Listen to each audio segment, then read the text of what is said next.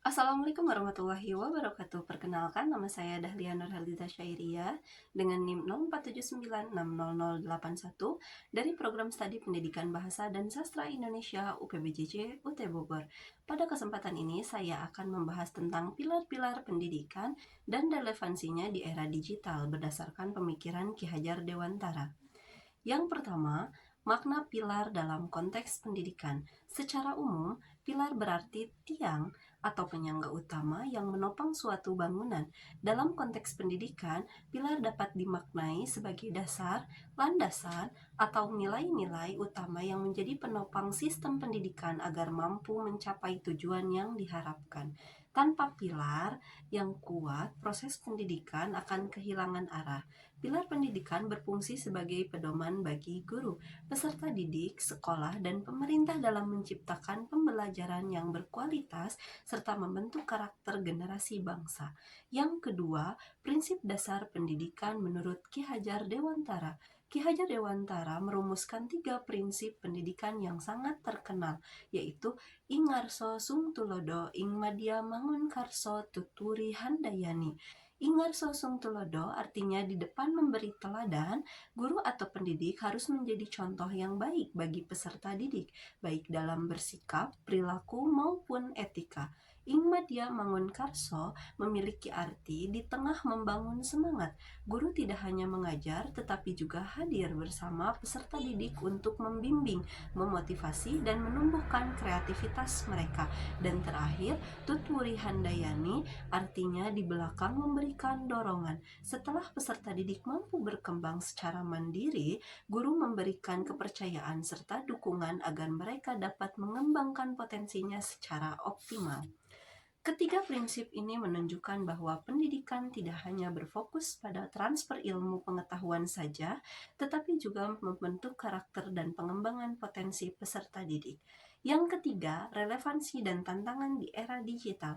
Di era digital saat ini, teknologi telah mengubah cara belajar dan juga mengajar. Pembelajaran dapat dilakukan secara daring melalui berbagai platform digital, namun perubahan ini juga menghadirkan tantangan baru. Relevansi prinsip Ki Hajar Dewantara. Pertama, Ingarso Sung Tulodo. Guru perlu menjadi teladan dalam penggunaan teknologi. Misalnya, guru menunjukkan etika berkomunikasi yang baik di media digital, menghargai hak cipta, dan menggunakan informasi secara bertanggung jawab. Dengan demikian, peserta didik belajar menjadi pengguna teknologi yang bijak. Kedua, Ing Madya Mangun Karso. Dalam pembelajaran daring, guru harus mampu menciptakan suasana belajar yang interaktif dan memotivasi. Contohnya, melalui diskusi virtual, kuis interaktif, atau penggunaan media pembelajaran digital yang menarik sehingga peserta didik tetap aktif dan bersemangat belajar.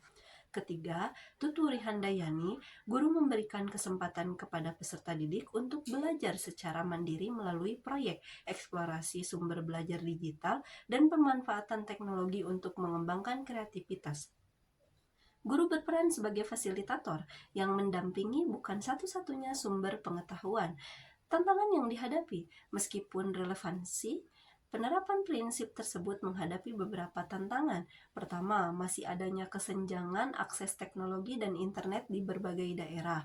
Yang kedua, rendahnya literasi digital yang menyebabkan peserta didik mudah terpapar informasi palsu atau hoax. Ketiga, menurunnya interaksi sosial secara langsung yang dapat mempengaruhi perkembangan karakter dan kemampuan komunikasi peserta didik. Keempat, guru dituntut untuk terus meningkatkan kompetensi digital agar mampu mengikuti perkembangan teknologi pendidikan yang semakin pesat. 4.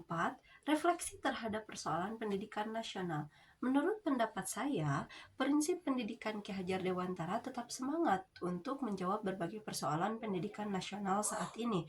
Ketika pendidikan menghadapi tantangan perkembangan teknologi, rendahnya karakter peserta didik, serta derasnya arus informasi digital, ketiga prinsip tersebut dapat menjadi pedoman yang kuat. Guru sebagai teladan dapat membentuk karakter dan etika digital peserta didik. Guru sebagai motivator dapat meningkatkan semangat belajar dan kreativitas aktivitas, sementara guru sebagai pendukung dapat membantu peserta didik menjadi pembelajar yang mandiri, kritis, dan bertanggung jawab. Dengan demikian, pendidikan di era digital tidak hanya menghasilkan peserta didik yang cakap teknologi, tetapi juga memiliki karakter, moral, dan kemampuan berpikir kritis yang sesuai dengan tujuan pendidikan nasional. Sebagai penutup, pilar pendidikan menurut Ki Hajar Dewantara merupakan fondasi yang tetap relevan di tengah perkembangan teknologi. Melalui prinsip Ingarso Sungtulodo, Ingmadia Mangunkarso, dan Tuturi Handayani, pendidikan dapat berjalan seimbang antara penguasaan teknologi dan pembentukan karakter peserta didik. Terima kasih sudah menyimak dan sampai berjumpa kembali. Wassalamualaikum warahmatullahi wabarakatuh.